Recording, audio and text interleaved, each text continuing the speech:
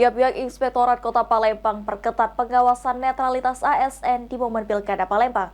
ASN dilarang untuk berfoto dengan pose menunjukkan jari sesuai dengan nomor urut paslon kandidat Pilkada.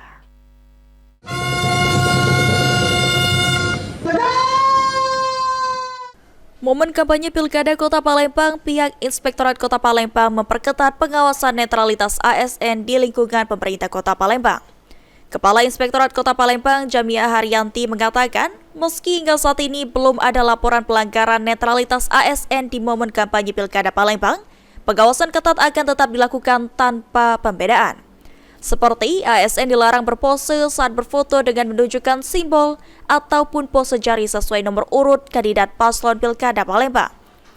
Ditambahkan Kepala Inspektorat Kota Palembang, jika ada ASN yang kedapatan melanggar netralitas, akan langsung dilakukan peneguran, pemanggilan hingga dikenakan sanksi sesuai aturan berlaku. Tetap netralitas, nggak boleh mereka berfoto pun, jadi kami ya harus anti-anti, jangan sampai menunjukkan itu. Cari gitu ya. Keberpihakan. Ya kalau memang ada, kami panggil nanti.